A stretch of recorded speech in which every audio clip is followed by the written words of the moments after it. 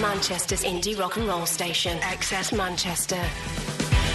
The XS Manchester Long Player, an iconic album in full with Jim Salverson. XS Manchester. You're right, I'm Jim Salverson and this is the XS Long Player, a classic album discussed in full with one of the people who helped make it.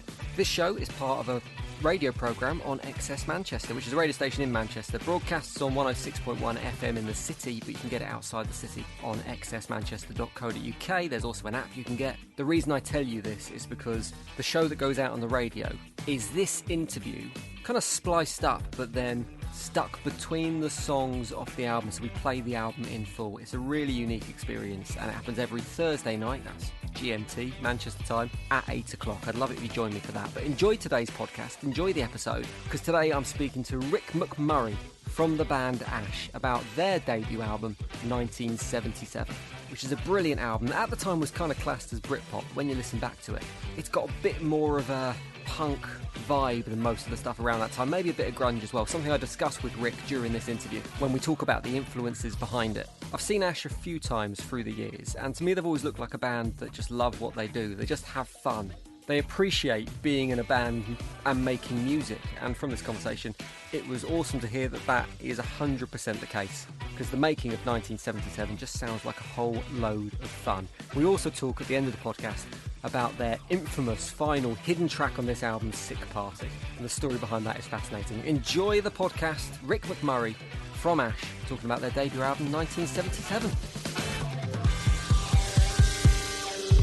How you doing, Rick? I'm not too bad, yeah. Up here in Scotland, where I've been living for the last 15 years, and we're in the last week of sort of like school holidays and we're starting soon. So, feeling a bit frantic. We've got tired kids, looking forward to holidays, and we're going as far as grandparents and stuff like that. So it's the first time of sort of leaving our 5-mile little bubble here. So yeah, good, excited, nervous, but fine. I always find it slightly strange when you talk to musicians and people who play to thousands of people on stage with bands, when they talk about normal life, when they talk about kids and families and bubbles and grandparents. It's quite earthing. I quite like it. Yeah, and I guess that's kind of all that pretty much all of us have known for the last sort of year and a half as well. So yeah, it's good. I mean, we did some, since we're doing a 1977 thing, we actually did a 1977 gig with a company called Stable a couple of weeks ago, recorded live. It's like, they don't want it called a live stream, by the way, so I'll not use the word live stream, but it's that kind of thing, but just with a kind of higher production value. But that's like kind of the first time I'd seen the other guys in the band, and we got to record the 1977 show and another show, which is probably going on at a later date. But yeah, that's like in the last sort of year and a half, that's the only thing we've managed to do. First time I've seen the guys, and I guess home life's all I've got to talk about.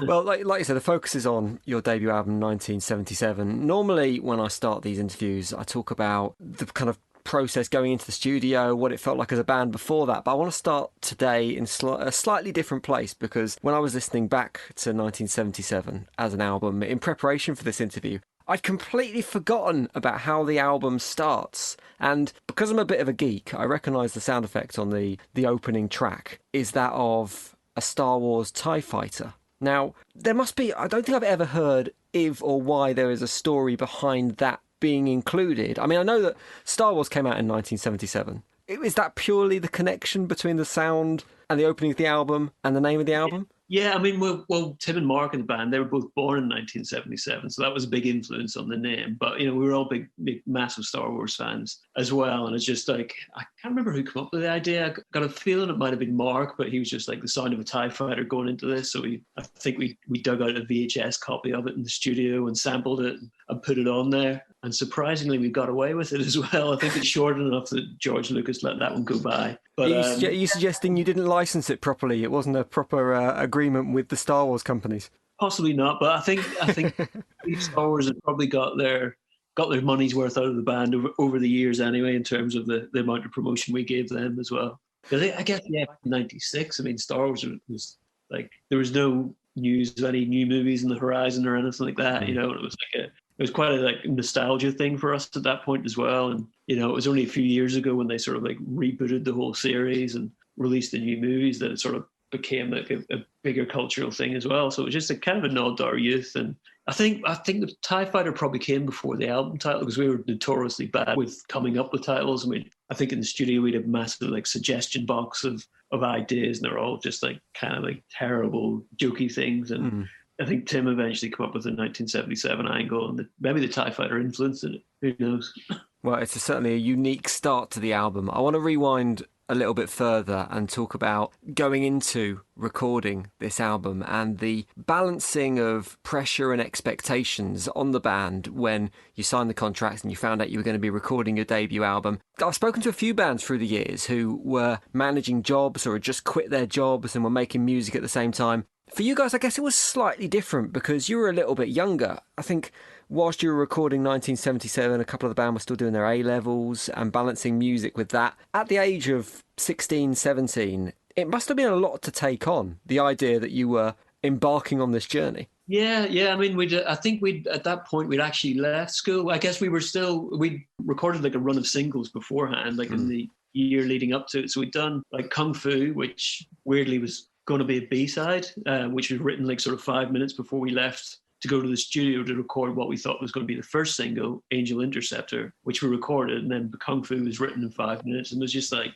it was so great. We're like, no, this is the way to kick things off, and that became our first single off the album. But one thing which is really weird for a debut as well, is that we had actually like a mini album beforehand, so things were very unusual, with us being in school, starting to record this album, having used up like, I think all our sort of like best songs from the early days of the band, our demos on that, with the exception of Girl from Mars, which we held back because we wanted that to come out after we left school, that we could give it like a sufficient sort of push, because everyone kind of had this feeling about that song that there was something special about it. So it was this mix of all these different sort of things going on as we were leaving school and doing recording during holiday times and doing little bits and pieces of touring. And then sort of going on our world tour to support the mini album, which had come out the year before, supporting Girl from Mars, which had just come out, and sort of like having our first like international touring, like going to Japan and going to Australia, going to America for the first time. So all this was kind of feeding in, and we had a string of singles. Like I guess we had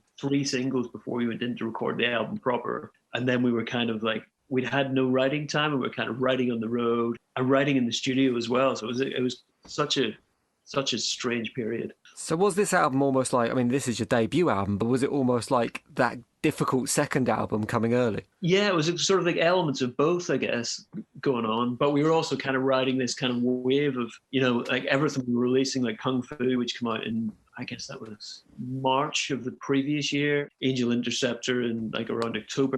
Everything just felt like it was building. We were getting like more front magazine covers and stuff like that. We were building up to this album, which we hadn't quite finished, and we had this sort of pressure on us. But I think, it was like equal parts sort of like studio pressure to come up with the goods, but also having this sort of like riding this wave of success at the same time. It was like a real sort of like roller coaster experience. But we were back, just having left school as well, having the time of our lives. So there's a lot of stuff feeding into this record. One of the things that surprised me about a few of these conversations is a lot of bands, when they have been recording their debut album, there hasn't been that one moment. There hasn't been kind of that walking into a recording studio, guitar under their arm, about to embark on this thing that's going to potentially change their lives.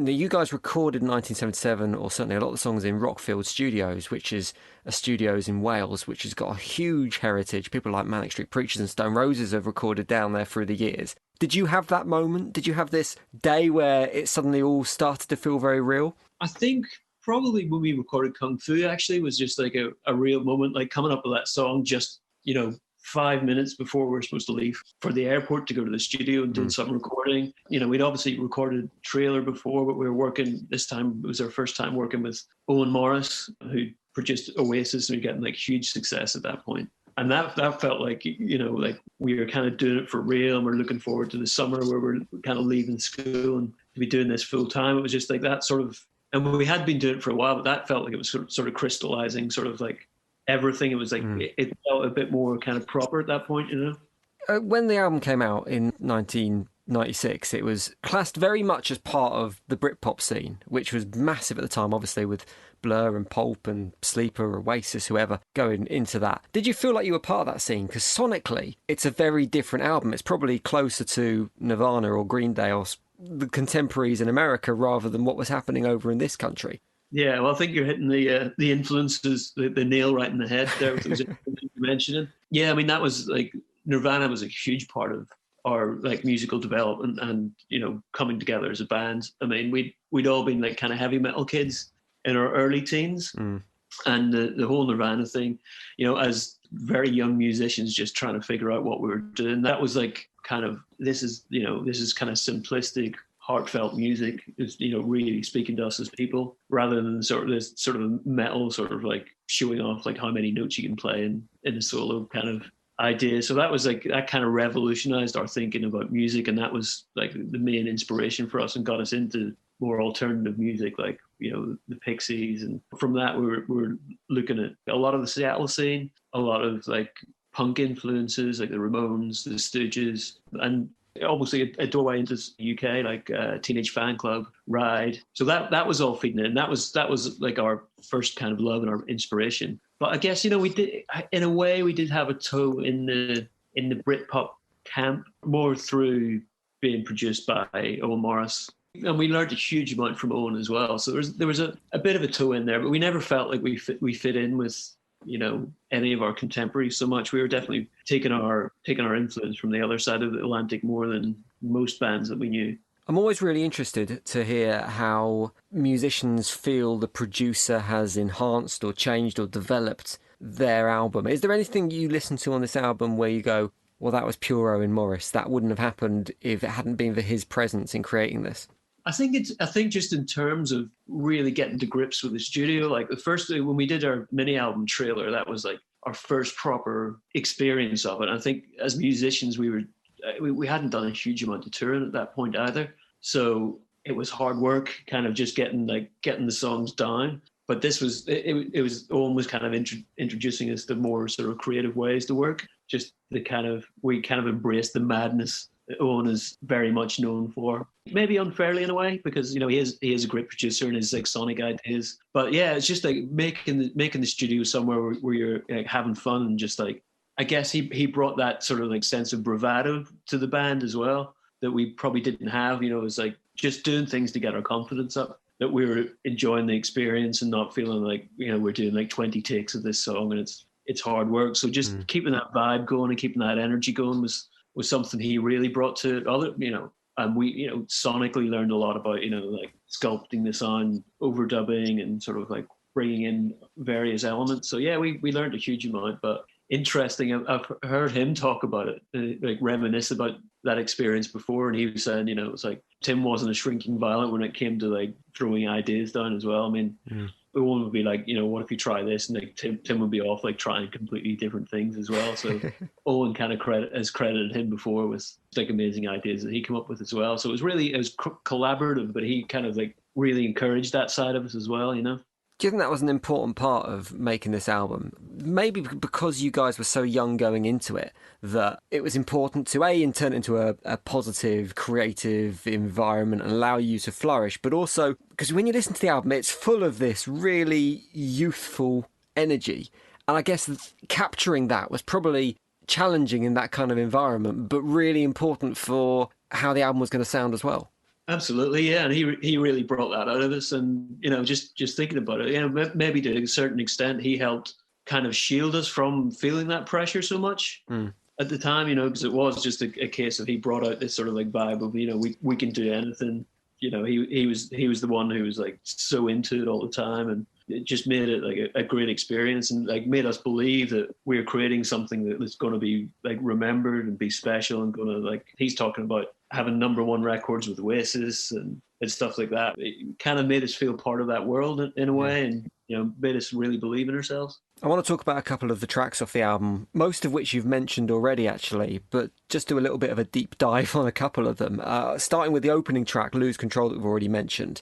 Now, I heard Tim saying in an interview that he wanted the opening track of this album to be a punch in the face Did you land the punch? And was that what the band wanted to do? Was it really a case of, hang on, we want to make people sit up and take notice to what we're doing because it feels like it's something slightly different? Absolutely. I mean, there's so much going on in that song that's, that we're really known for. And, the amount of shows that we've opened that with over our career is just astonishing. It's probably been the opener to our set more times than it hasn't. And it kind of encapsulates what we were about. It's like there's a lot of like quite discordant elements in there. That opening riff's a real kind of nod to Sonic Youth, I guess. There's like sort of some of the choices. I think during lockdown, I was actually trying to learn to play it as a drummer. I've never played it on guitar. I was like on the phone to Tim going, are these chords right? It's like none of this it didn't make any sense to me, but it's like it just fits together so well. Sonically, there's a lot going on there at a musical level that probably shouldn't work, but really does. And yeah, it's just like it's super up tempo, but at the same time, it's like sometimes like Tim can take these discordant elements and just like fashion this great memorable melody out of it.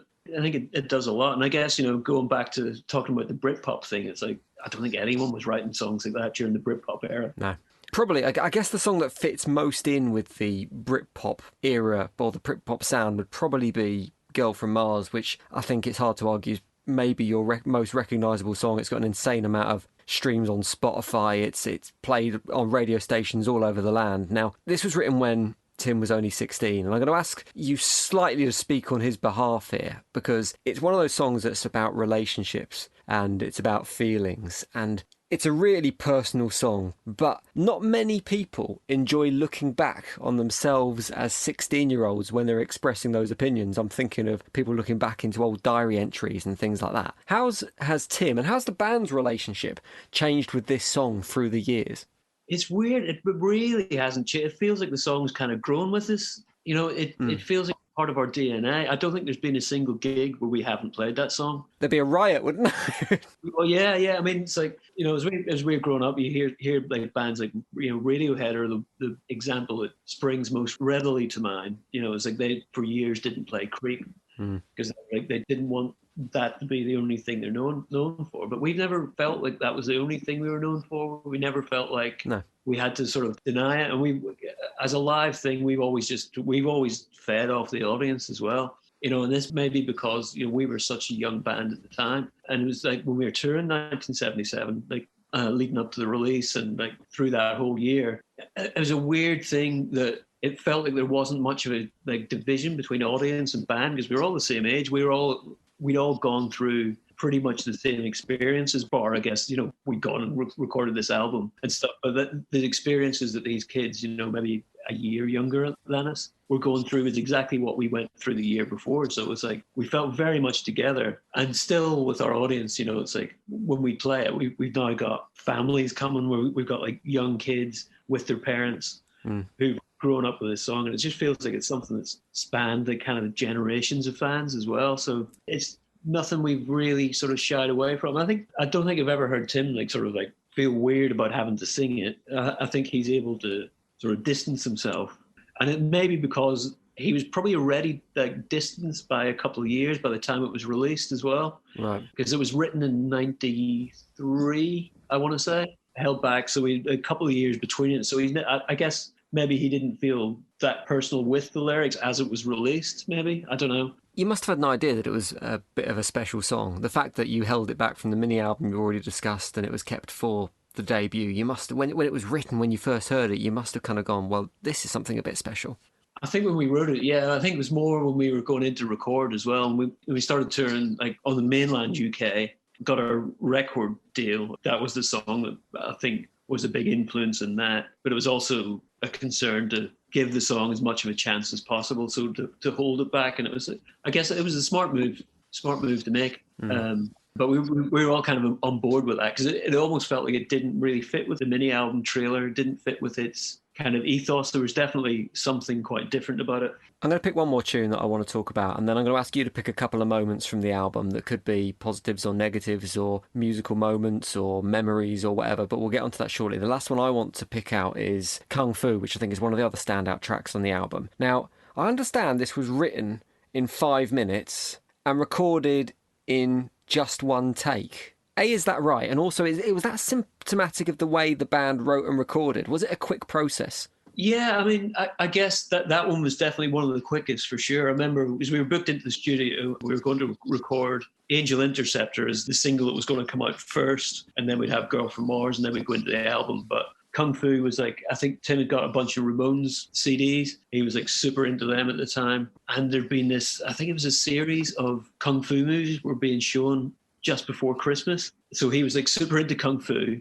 He also injured his knee. That's right. He was doing like taijutsu or something like that. And he'd injured his knee, so he couldn't actually do it. So he was just at home watching a load of Kung Fu movies, listening to the Ramones. And then just like 5 minutes before it's like time to go to the airport, Tim's like, hang on, I've had this idea. And he's just trying to like make sure he remembers it in his head. I think he might have even like just recorded it onto the cassette or something, but he's just like, yeah, I've just written this song. I think it's going to be a really cool B-side. And then we go into the studio and we're like playing through like everything we're about to record and playing that. And we like, right, this is cool. In one take, we fire that down and it's like, we're just like, hang on, there's something a bit special about this. And of course, there's no lyrics at this point as well either. So not only were we recording with Owen, we were doing a gig in Camden on like New Year's Eve. And it was a super exciting show. I think it was the first time that we'd been paid like $1,000 for one show, and we were like super excited. But I remember we were sitting in the dressing room going like, wow, we need to come up with some lyrics for this song. And Tim's like sort of like asking me, what do you think of this line? I'm going, yeah, that's cool, or that's not cool. And it's like, well, what can I put in here? And so it was just like this super kind of off the cuff, like lyric scribbled in a dressing room, and then back to the studio to record the vocals and that as well. So it was like a real moment of inspiration, and it's one that, people are hugely fond of. Right, Rick, pick me a couple of moments of the album that stand out for you. I definitely picked Goldfinger, which was the first song when we went into to do the 1977 proper, like 6 weeks in the studio. We were recording our debut album after doing a bunch of singles. We also knew that we needed a single ready to go as soon as possible. So the first mission was to get Goldfinger knocked into shape. We decided that was going to be it. But the reason I pick it is because I think that really changed people's perspective on the band. Just going back to how we started with this like kind of like punky mini album into this sort of like Ramones-y kind of cartoon Kung Fu thing, and followed up by like Girl from Mars and Angel Interceptor. Kind of like, it was like more sort of a punk pop thing. So then when Goldfinger comes along, it was definitely a surprise for people, but I kind of like the idea of challenging audience expectations, and that was definitely a song that challenged a lot of people. But, it really connected as well. I think lyrically really connected with kids around a similar age as us, but also with other musicians as well. I know we toured with Weezer towards the end of our US 1977 leg, and Rivers Cuomo was just like fascinated by that song. He was like, I always write songs with these like really obvious chords. It's like, how do you come up with like this chord progression? It's like, it shouldn't work, but you've got this amazing melody over the top of it. It's, it's definitely something that a lot of people musically go, what is going on? But also like emotionally resonate. It almost felt like that was us like growing up a little bit, that song as well, just like a little bit of a change of direction. And yeah, it's definitely one close to my heart for sure. It's a brilliant song. Pick us another one. I think we'll go for the single that never was, which is Lost in You, which now we're going to the other end of our time at Rockfield Studio. I think it was in the last couple of days. Owen was like, I think we're missing a track here. It's like, we've almost made a great album, but we need one more kind of down-tempo, ballad-esque kind of thing. So like Tim just kind of like ran off to his room in the studio and come back like a few hours later. I imagine the rest of us went to the pub. And, which was, a common occurrence. You go do the hard work. We're going to have a drink. Yeah. Well, that's what the songwriters do. So we come back and he was just like, I've come up with this. And it's like it's a little bit kind of Strangers in the Night, but he'd come up with like this beautiful chord progression and this beautiful melody. And he's really quickly come up with like a lot of like lyric ideas on it as well. So it was literally our last day. It was like right into the studio. The drum kit was being packed up that night. All the gear was being picked up the next morning to go to the mixing studio, which, you could do guitar overdubs, etc., but there's no room for a drum kit. So it was like, right, we have to get this knocked into shape. So it was like really kind of rough and ready. And I think you can hear a bit of that in the recording as well. But I think it turned out really, really beautiful. It's quite a heartfelt moment on the record. We'd released at that point 5 singles, like after the album came out. we'd 4 singles beforehand. The album come out. We released Oh Yeah, and I think the record company were pushing for another single. We were like 6 singles off a 12-track album. That's like half the songs, and we weren't comfortable with it, so we were like, no, let's not do it. But you just kind of wonder what would have happened if we maybe had done that. I always promise that when I do these shows, the radio version of these shows where we play the album in full, that I will play every single track off an album. And I feel like I'm forced to break that rule with 1977. I think you probably know why. Because I can't quite bring myself to play the hidden track, Sick Party. I might play a clip or something like that, but I can't play the whole thing. For those who don't know about Sick Party, who have never discovered it, at the very end, after Dark Side, Light Side on the album, talk me through it. Well, believe it or not, there is quite a backstory to this. Okay. What do we want to call it? Well, I guess we can call it a track. But it came from... like this original idea to record this thing called The Scream, which was like something we did when we were very hungover in our van. We had to get up early in the morning. We just like to release the tension and the awful feeling. We would just start humming and then build up to this crescendo of just screaming just to get over our hangovers, which I guess sounds like a weird thing as well. But then we go into the studio and we're like, let's record this as a secret track. And we've spent a lot of time recording this thing called The Scream. There was like 48 tracks of just pure madness going on. Now, I think one night in the studio, Mark had had a few beers. He wasn't feeling great. And he was like, I feel a bit sick. Let's set up a microphone. We'll record it as a track for The Scream. And we recorded it. And then we were listening back the next day when we'd all kind of sobered up a bit. And it was just like the funniest thing. And we just listened to it in the studio a lot. I guess maybe we used that to kind of like break up the kind of pressure as well. We were just like, it was a kind of our release. We sort of like goof off and listen to this just ridiculous thing. It was like, and then someone was like, instead of The Scream, why don't we just put this in the album? That's what happened. So it's buried about 5 minutes after the final track. You know, and being big Nirvana fans as well. You know, they had a few obscure tracks. As hidden tracks. It was kind of a tribute to them in a way, but it's not very Nirvana. Was there any pushback to including it on the album from the label, for example? Did they go, you might want to think again about this one, lads?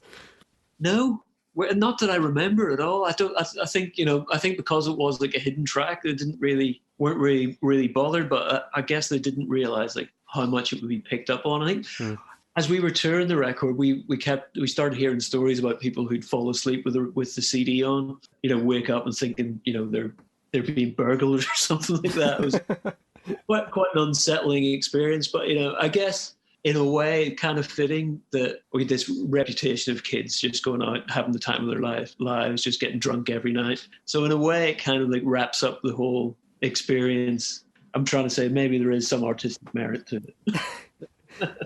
I love it. It's a bit of anarchy at the end of the album, which is exactly what it needed. Yeah, exactly. Rick, it's been an absolute pleasure talking to you about this classic album. I just got one more question for you. I want to know what you'd say to yourself if you met the 1995 version of yourself walking into Rockfield Studios about to start recording or start putting this album together. What piece of wisdom would you impart onto yourself? Something that you wish you knew then that you now know? I don't know. I'd probably tell myself to stop. Have your fun in the 1977 tour and then just keep an eye on the drinking. Because I've actually been off the booze during lockdown and it's been the best thing ever for me. So, yeah, I definitely feel like I'm a better musician for it. I'm probably a better person as well. So we'll end it in that somber note. Commendable. What's next for Ash? What are we going to see you guys doing in the future? Well, I guess, you know, we've...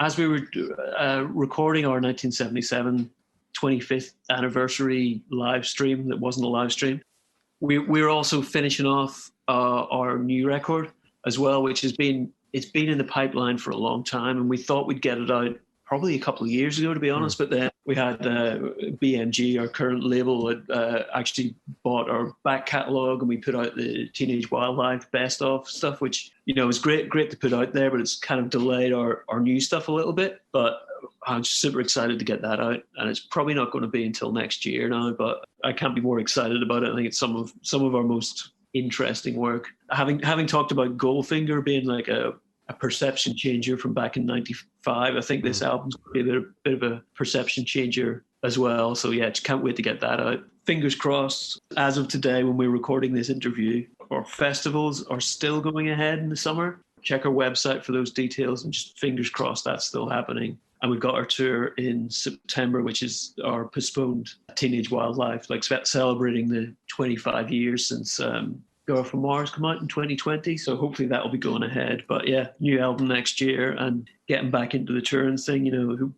I can't believe how much we've all missed it. All good news. Always exciting to hear new music from Ash, and always a pleasure to see you guys live. One of the best live bands out there. So look forward to seeing you back on the road very soon. Rick, been a pleasure. Thank you very much for your time on the XS Long Player. Well, thanks very much for having me. I'm great to get to celebrate this while we're still not able to tour. So thanks for having us. The XS Manchester Long Player, an iconic album in full with Jim Salverson. XS Manchester.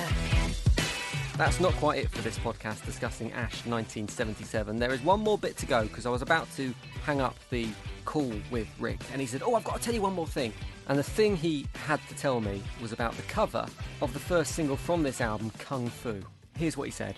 Me and my daughter were watching, I can't remember what game it was. It was a couple of nights ago we were watching a game, but I think it was Sleaford Mods posting something about Eric Cantona, and someone had commented beneath and put up the cover. Because Eric Cantona was on the cover of Kung Fu, wasn't he? Yeah. So that was kind of like a moment of cultural serendipity for us, which ties into the kind of like it being written in 5 minutes. I think we were doing some gigs in London, like probably a few months after it being recorded, and the record company were like, right, what are your ideas for artwork? And none of us had a clue about it. I'm like, right, well, just come into the record company tomorrow, and we'll go through some stuff and see if we can come up with something that we like. So we got to the record company offices, and every single newspaper had Eric Cantona doing his kung fu kick on the cover of their newspaper. So we were like, can we get this photo? Don't see why not. It was just too good an opportunity to miss. So we bought the rights to that photo to use it, and it's pretty great. And it's like 26 years later, I'm showing my daughter these pictures on my phone while watching the Euro. So that's pretty cool. Yeah. Has Eric Cantona ever responded to the fact he's been on the cover of this single? Well, yes, he has actually, because I think the way that photography rights work in France, they work different from the UK. Like in the UK, the photographer owns the rights, but in France, I think it's the photographer and the person pictured owns the rights. So we actually had to ask permission from Eric Cantona at the time. Say, can we use this in France? And we got a fax back from him just saying, I spit on your record. which is just amazing. It was obviously like very close to the time. I think, he definitely looks at it as, a kind of career-defining moment, and he's happy to talk about it now. But I think at the time it was so raw that he was just kind of didn't want anything to do with it, because he was obviously getting massive amount of flack. So we had to use a different cover in France for that. But yeah, that was kind of great. And I wish I knew where that fax was. I'm sure it's in our archive somewhere. It's probably buried, but it'd be great to get that out and get it framed. That really is the end of today's podcast. Cheers for your ears. Thanks for listening. Hope you enjoyed this show. If you did, go and listen to some of the others. Embrace the Good Will Out, Blossom's debut album Blossoms, Badly Drawn Boy, Hour of the Bewilderbeast, just some of the albums that have been discussed on the XS Long Player. So go and have a listen to that. And if you enjoy them, rate and review this podcast. Give us 5 stars. Pop a few comments in, because I'm cripplingly insecure and I just need the love. Thanks for listening. See you next time for the next XS Long Player. Manchester's indie rock and roll station, XS Manchester.